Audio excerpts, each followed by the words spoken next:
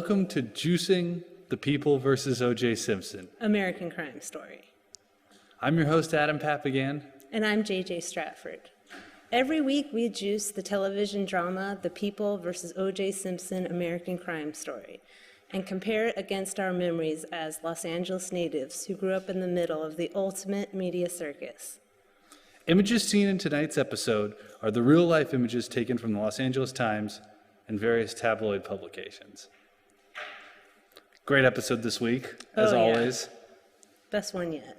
I feel like we say that every week. The second episode wasn't as good, but I digress. Before we get into what a great episode of the show it was, let's talk about what's going on in the real world of OJ. Okay, so this week in OJ News, according to the Daily Mail, that's my source. I see links for the Daily Mail all over the place. It's like the #1 British website. It has to be. Well, apparently O.J. Simpson, the real-life O.J. Simpson, is looking to have a total knee replacement surgery, and he doesn't want the prison hospital to work on his knee. He wants a specialist. And so he's been requesting to be let out to go see like the best knee replacement specialist, and he's been denied that.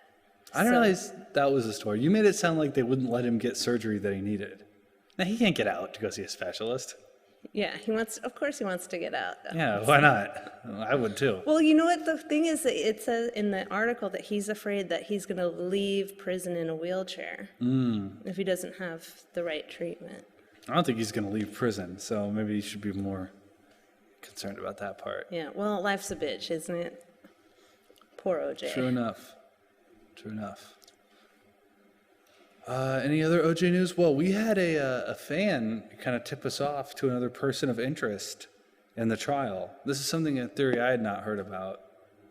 Yeah, someone on our Facebook page brought up the theory that the serial killer, Glenn Rogers, is the person who murdered Ron and Nicole.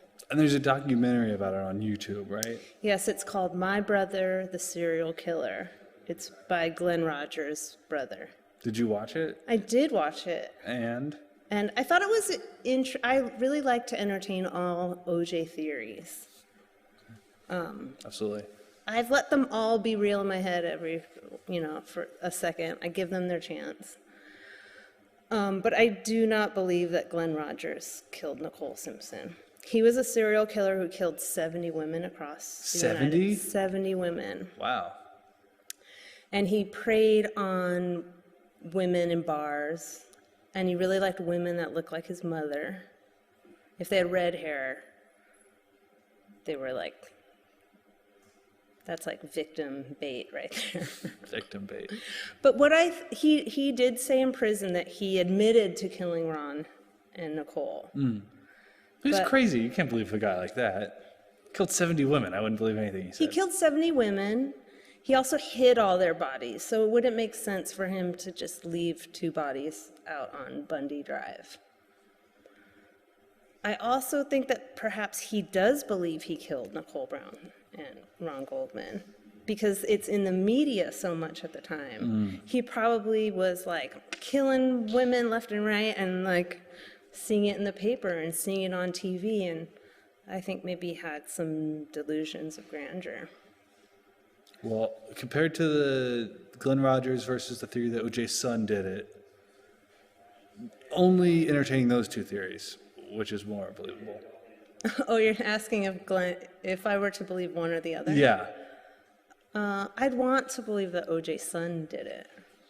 Seems more reasonable. Because he was a chef, so he would have been good with a knife. Get knives, yeah. Because that's the only way you can get a knife, is being a chef. Okay, the other reason why I don't believe the Glenn Rogers theory is that Glenn Rogers, when he was in California, he was in Van Nuys.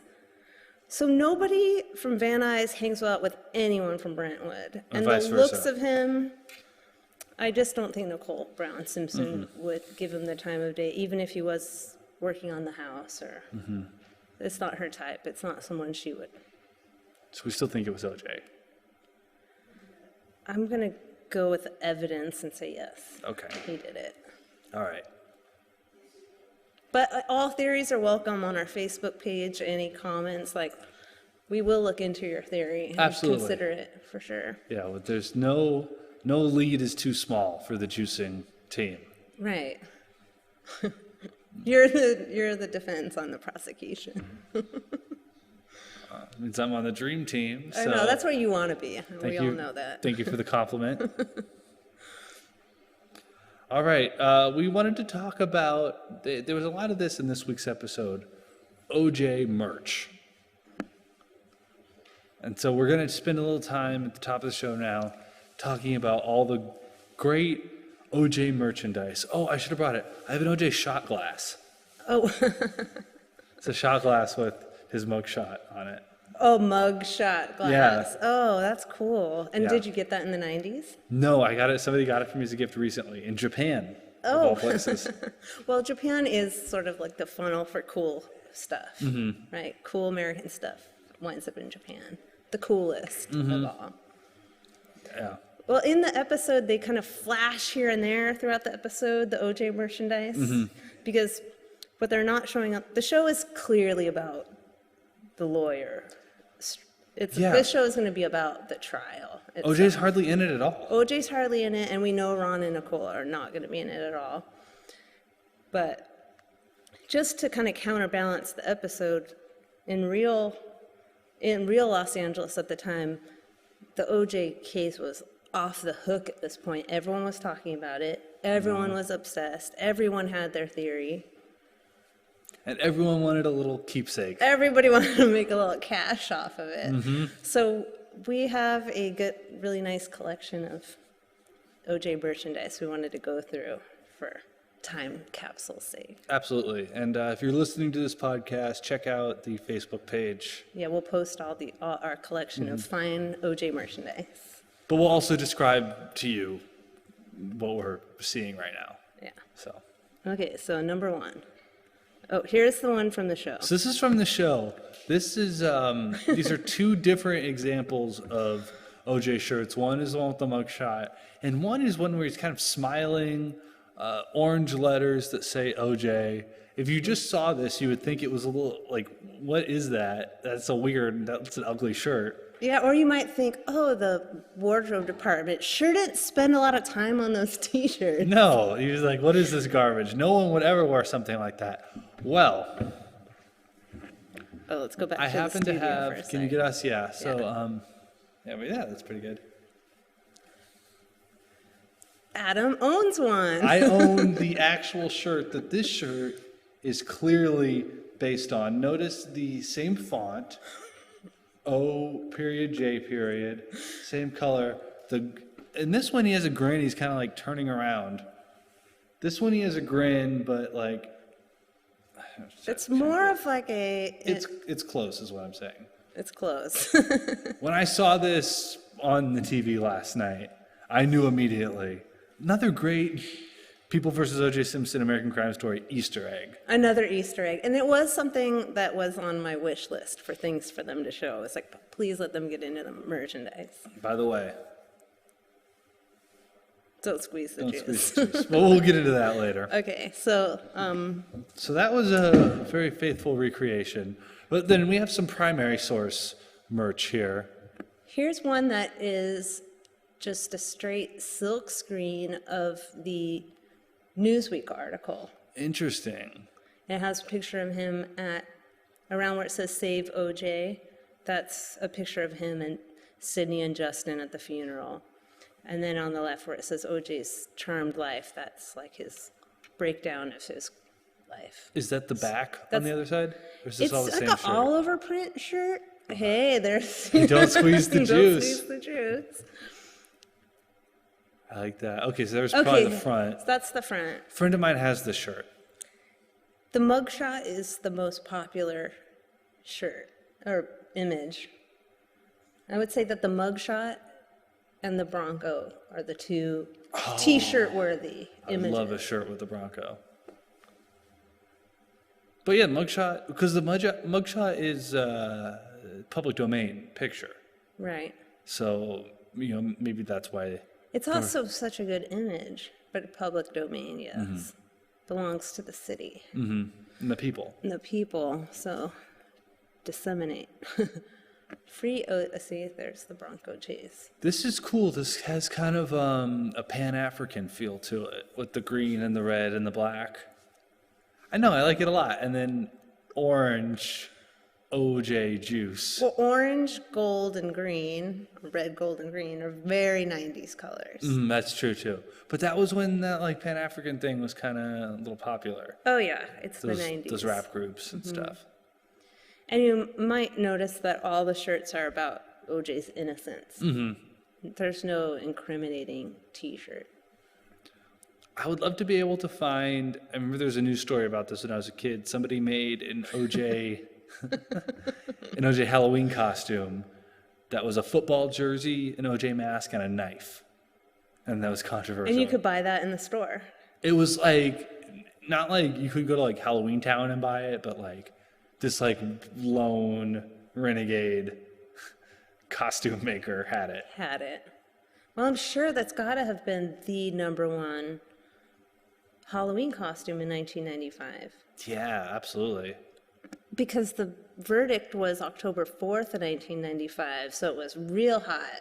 Yeah. So 1995, anyone who was O.J. Simpson for Halloween in 1995, please send us a message. Yeah. And a photo. I would really like to see that. Love to see your topical costume. Yeah. Oh, yeah, so this is the other one, where it has his whole career on there. Save O.J., save O.J., save O.J. That's an ugly shirt. That's ugly. That's not aesthetically. But this was the time of, like, large screen prints. Like, You'd be like, what? Somebody's gonna like come up to you and like read that? I don't think OJ T-shirt is about the fashion. Well, maybe that'd be a better way to show your support is by looking good. By OJ looking- always looked good. OJ would never wear any of these T-shirts. No, never. He only wears polo shirts and blazers. And sweater vests. Yeah, there I see this one. That mug shot. Not guilty? The question mark. I like that. This is kind of neutral. Because he is innocent until proven guilty. That's true. So you could wear that anywhere. And what else do we have? Oh, I like this. This is the last one. A setup, let the juice loose. And there's O.J. Simpson not guilty? Yeah, the question mark. This one's weird. This looks like a sign that a homeless person would have. Like, you know when you see homeless people just like writing stuff? Like it looks like that. I like it because it's a rendition of the glove. Is the glove Being planted. being planted? Is that Furman's hand or is it Van Etter OJ? Cato? planting his own glove. Glenn Roberts. Glenn Rogers. Is Glenn it Rogers. Glenn Rogers? Eric Roberts. It could be Eric Roberts. Yeah. Kind of getting confused. So let the juice loose. Let the juice loose. Any of these shirts can be found on eBay for pretty penny. Oh, are they expensive? Yeah, they're expensive. Mine And were- they're all very large. So I'm thinking that's only the XXLs that are left. Yeah, mine's pretty big. I think mine's an XL and it was like $30. Never wash it because I don't want to wear it out. This one's cool. Yeah, this one has images on the back of him trying on the glove and then high-fiving the attorney when it doesn't fit. And then I also like in this picture the person's keys in the door. I really like that too, that detail. This is like an eBayer that really wants to sell this product or perhaps doesn't want to let it go. So Okay. back to the show. Dream huddle. All right, well, let's get into episode recap. Right? Yes, breakdown of episode. Okay, well, one problem I had with this week's episode, I know that you're watching it streaming, but normally the show's been at 9 p.m. This week it was at 10 p.m. because FX was showing The Avengers. Oh, That movie is from years and years ago. OJ is timeless. why did they do that? I don't know. And I hope this isn't like a new trend to have the show be on at 10. Before it was on at 9 and 10, twice in a row. This week I had to wait one additional hour to watch it. Well, I wouldn't go around crying because I'm streaming it because I don't have FX. So I can't watch it until 12:35. So I have to stay up till, I don't know, I watch it and then I take notes and I don't go to bed until like 3 o'clock on Tuesday night now. They don't put it on until 12:35? Yeah, I can't wait till the morning to watch it. That's the problem. I can't wait. Well, we all make It's a night sacrifices. show. You don't want to watch, you wouldn't really want to watch it over breakfast. Oh, I watch late night shows in the Yeah, but morning. that's your lifestyle. Yeah, okay. Well, That's your training, yeah. that's for another show, Yeah. another discussion. But yeah, so Avengers, I don't think it's gonna have the staying power of OJ. But a lot of people like that movie. That's fine. Still earlier than 12:35. So I guess I have to consider myself lucky. I just can't imagine what it's like to watch this show after the Avengers. Why? Anyway. Oh man, I love Thor. Do you think he did it? Thor did it! Yeah. The murder weapon was that hammer. Okay, so this episode opens another flashback. I know, I was really excited by it, but then I remembered I flashed back myself. Oh, they only flash back in opening scenes in the show. Still, before last week, we didn't get any flashbacks. I really want to put it out there that I really hope they have a flashback of Ron Goldman. They're not. I gotta put it out there. Like, someone's gotta fight for Ron. It's me. Well, more flashbacks of any kind would be great. But this flashback took place in Westwood Village.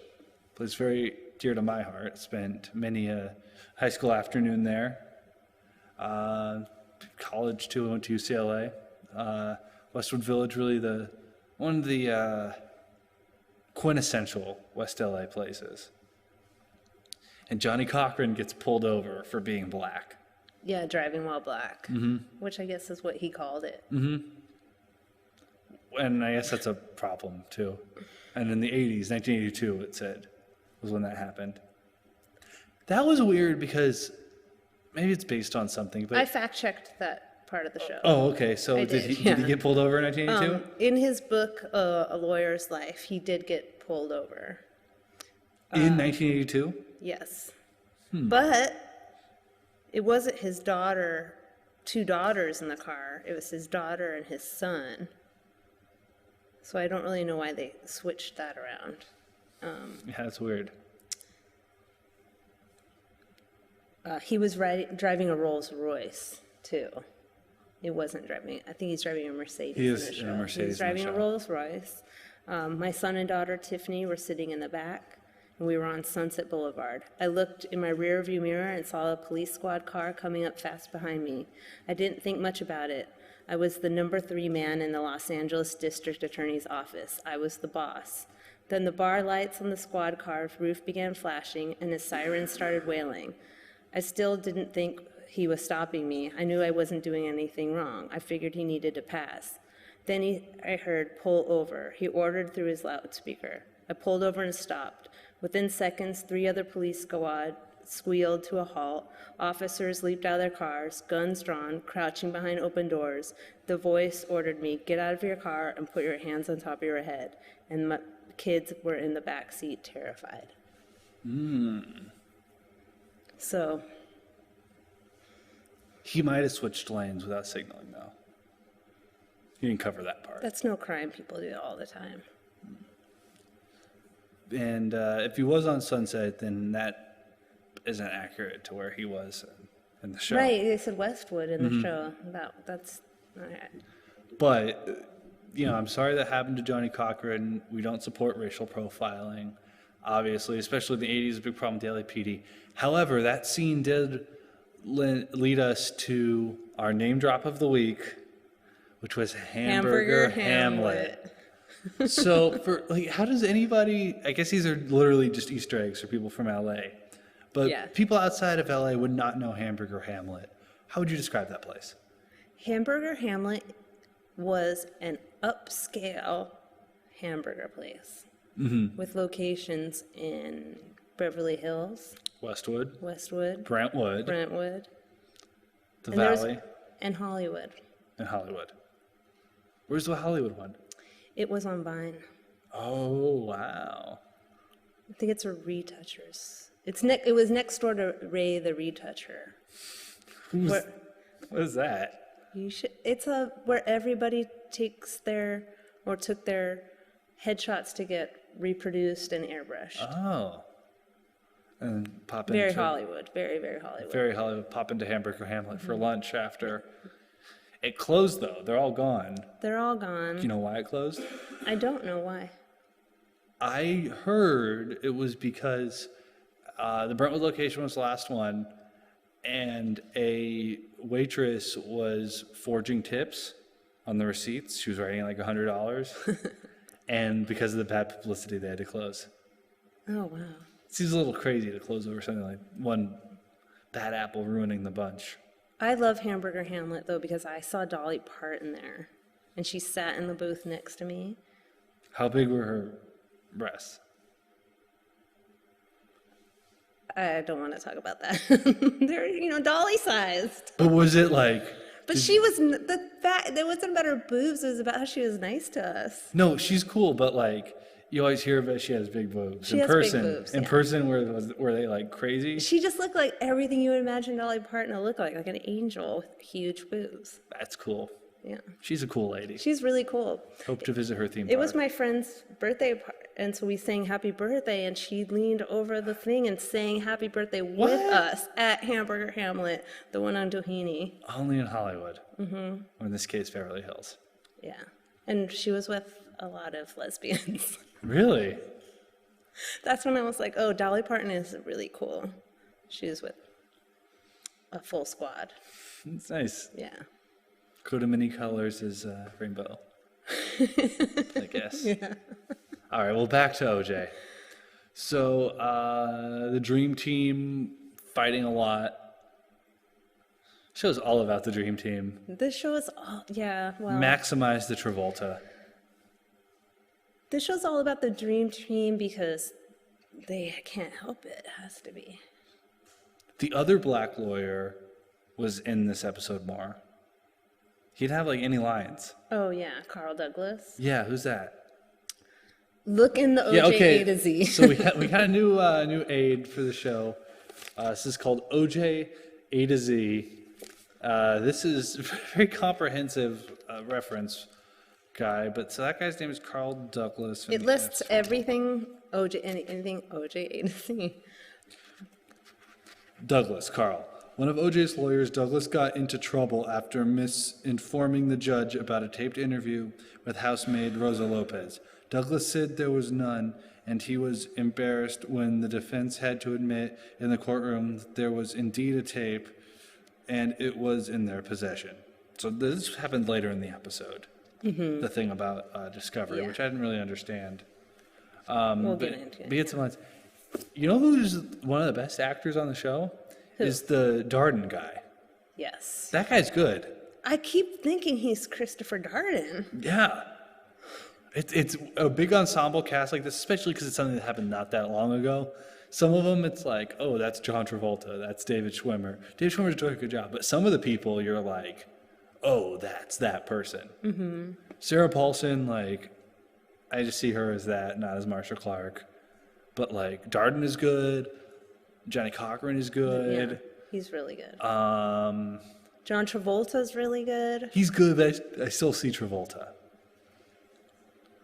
But the guy from Sex and the City. I love it that you always bring that up. So does that mean you watched Sex and the City? I saw a couple episodes. I was like, oh, this is a good show. I saw it after the fact. I was like, this is a good show. And then I lost all interest and never saw it again. I didn't even remember that was Charlotte's husband until you reminded me. So I think you watched more episodes. Well, that's That's cool. That's cool. very well received show. A lot of other people like it. But yeah, Darden is great. I keep getting, when I'm making my notes, I keep getting Darden mixed up with Durden, the guy who like killed those cops and went up to Big Bear. Oh, No, that was what was that guy's name? That was Christopher Darden. Dorner. Dorner. I get Dorner and Darner. Ooh, that's a tongue twister. Ooh, the Dorner case. Yeah. Dorner. Those cops. Darden. Can't trust them. Cannot. He did kill a family or something too, but that was entertaining. Do a show about Darden when this one's over. But yeah, that guy's good. I really like how on the show they were cutting back and forth between the prosecution putting their case together and the Dream Team putting their case together and the Dream Team infighting. And there was a little bit of like a Robert Shapiro and F. Lee Bailey fan fiction going on when he was like, Judas! It was very... That was dramatic. Yeah, so soapy. I loved it. He was, I'm sure he was Jewish though. So I don't think he would use the Judas reference. I don't think he said that. I think he just maybe... Were they not in speaking terms yet? Because I know that halfway through the trial, Johnnie Cochran and F. Lee Bailey stopped talking to each other. Oh, really? They're still not friends. Well, Johnnie Cochran's dead. No, not Johnnie Cochran. Robert Shapiro. So many Shapiro. lawyers to keep track of. Robert Shapiro and F. Lee Bailey were tight, and then this case just drove them apart. Ripped them apart. Yeah. Ito. Oh, I love That's Ito. another actor where I see the real guy. Oh, He looks a really? lot like Ito. He needs to be pudgier to be Ito. That's true. He's like Hollywood Ito. Hollywood Ito. Yeah, actually, they kind of like make everybody look a little bit prettier than they really were. But he's like the Ito wishes he was. I liked it when he got the headshot of Arsenio Hall. That was to show that Ito was a name dropper and a celebrity whore. Do you think Arsenio really sent him a headshot? I fact-checked that as well. And? It's true, but instead of presenting the photograph to Dominic Dunne, the journalist in the show, he showed it to Jeffrey Toobin. The one who wrote the one the series is based on. Yeah. So they're kind of shifted around for narrative's sake, but I guess he said that he cradled it like a precious heirloom. So he showed it to Jeffrey Toobin He was like look later at on. my... Yeah. Jeffrey Toobin came in. Let me check. But he came in later on to write the book, right? Yeah. Toobin? I find this show interesting that they're taking Jeffrey Toobin's book and making Of all the books? Of all the books. But they also probably bring in... So it's kind of has this higher end news feel about it. I think that's why it's about the Dream Team. It's not a... Jeffrey Toobin. This book is from 95, so this is pretty original. Jeffrey Toobin, one of the 4 authors with book contracts on the case who was awarded coveted seats inside the courtroom. Toobin also provided regular stories on the trial for the New Yorker magazine. And then Dominic Dunne, that was who Robert Morse played? Yes. What was his book? It was called like... Oh, I just wanted to show this. Okay. Really. So Marcia Clark starts showing up in the press around this time. This is from the National Enquirer. So just to show that they haven't really gone over this, but they skipped over the fact that Ito rules that the trial will be televised. Did I miss that? It's just kind of on TV in the show. They're just already televising it. I thought that's sort of a strange thing to leave out because I really think that this is a trial that maybe shouldn't have been on television. But it was so entertaining. Aren't you glad it was? We wouldn't be here if it wasn't. I know, and I have to say that I'm disappointed in this new series because I want more details. I basically just want to watch the trial, so I am a bit of a hypocrite. Trial doesn't have John Travolta. I know. You've convinced It's me. the real Kato. I don't. It's tough. Okay, well, here's the real Darden. He looks like the actor. Yeah. Round glasses. Hey, what about when Johnnie Cochran said the N-word to Darden Yes, during the opening statements? I fact-checked that as well. Did he really do it? Apparently he did say that Yeah. to Christopher Darden. That's so crazy. It has to be true. Well, I think that's a really weird position for Christopher Darden to be in. I think that, especially considering what the climate was in the 90s, it's really strange that he went out on a limb like that. Mm-hmm. I really think that he believed in racial equality. I think he really wanted to not see. I think his intention was to not see race and just think of the victims. I don't really think his intention was to come across as Uncle Tom. I think he just really wanted to fight for the people. I don't know. What do you think? I mean, it's like David Schwimmer pointed out. Everyone in the trial, except for Robert Kardashian, had something to gain from it. So, this is a high-profile case. He's in the media, touched by Hollywood, like everyone in the case. But in his case, I think the media is what really screwed with him. I think he took it on innocently, and then not really realizing that how many people were tuning in to watch it. He was in a tough spot. He retired after the case. Yeah, and he said he may never do law again after the case. He was extremely stricken by it. Yeah. Big loss like that. His mentor, Johnnie Cochran. Mm-hmm. Dropping the N-bomb in the courtroom. Yeah, and feeling like he let down his community. Mm-hmm. Tough. I don't know. I appreciate him, though. I think that I don't think he meant to create all that for himself. Here he is with defending Nicole.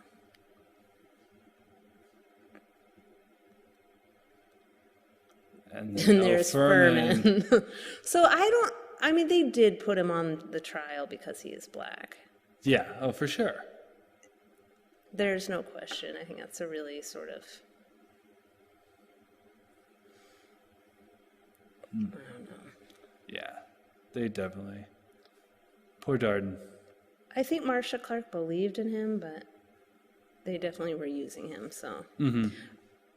Furman, look at that guy. That guy is He definitely looks racist. like a racist. He looks so doesn't he? racist. Come on. When he says he just collects World War II memorabilia. How many... The Nazis must have given medals to everybody, because I feel like so many people collect that crap. And did you fact check that? Did he really collect Nazi stuff? I tried listening to his book on tape, or his book, but the whole beginning is the publisher talking about how it's Mark Furman's book is the book that's going to reveal the truth about the trial and the justice system, but it seems really just like racist apology. Mm-hmm. That guy's racist. Yeah, I was kind of ashamed that I even traded in an Audible credit for it. I don't know if I'm going to make it through the whole book. But you read it. I read it a while ago, yeah. Murder in Brentwood. Murder in Brentwood. Best title of probably any of the books. Well, he later went on to become a crime writer, Mark Furman. Really? Sure, it's racist crime. This guy can write? I don't know. Linda's name, whatever. I don't know. People read crime novels Mm-hmm. Well, he's racist. The episode touched on it. Ito, yeah, dancing there he Ito. is. In sandwich between Marcia and Johnnie Cochran. He's loving it, though. Look at his face. He's loving every minute of this. Yeah. High five, right? He's like, his wife and him are like, good thing you got the case. So I wanted to talk about Dominic Dunne a little bit Okay. because I realized watching this episode that I got interested in Dominic Dunne because before the OJ thing, I was obsessed with the Menendez trial. And I had I had a picture of the Menendez brothers like on the refrigerator, and then my mom was always trying to get me to take it down. So I was like weirdly obsessed with the Menendez brothers, and so that's how I got introduced to Dominic Dunne's writing, because he covered that trial.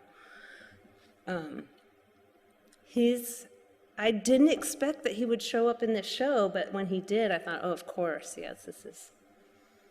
Yeah, he writes like the afterword, and If I Did It, about like being close to the Goldman family. Mm-hmm.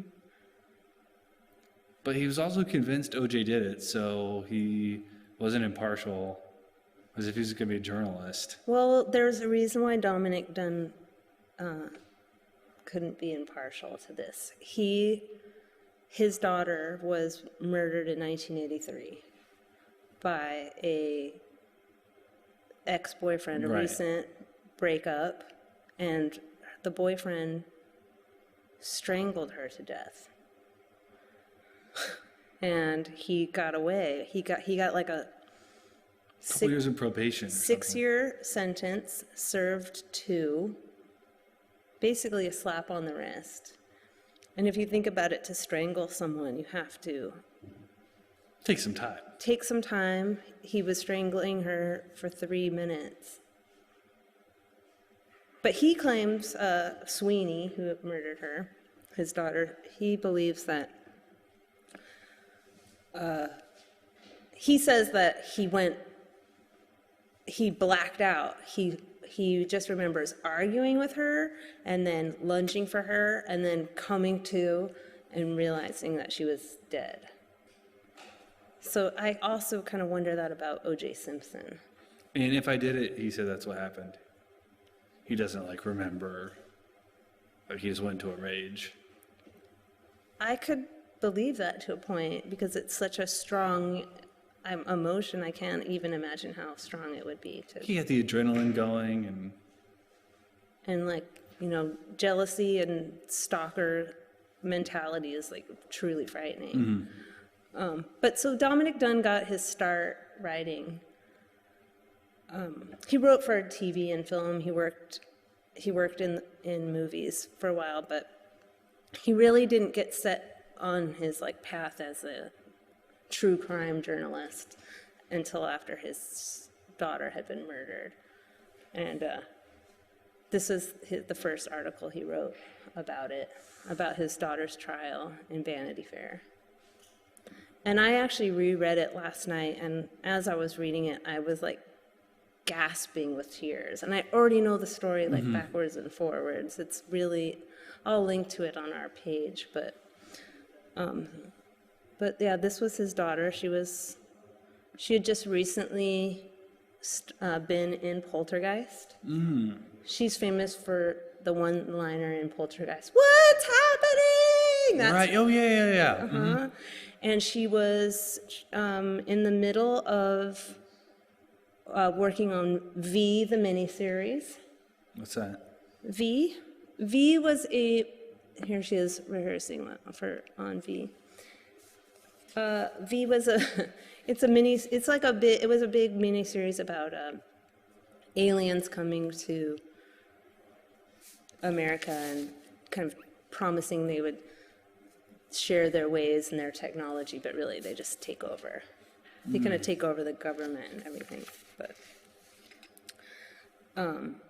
her friend, David Packer, who was sitting next to her in that picture, he was also in V. Apparently he heard her and Sweeney fighting outside. And he was too terrified to go outside and intervene. So poor guy must have like extreme guilt. But Marcy. I actually had I met Dominic Dunne.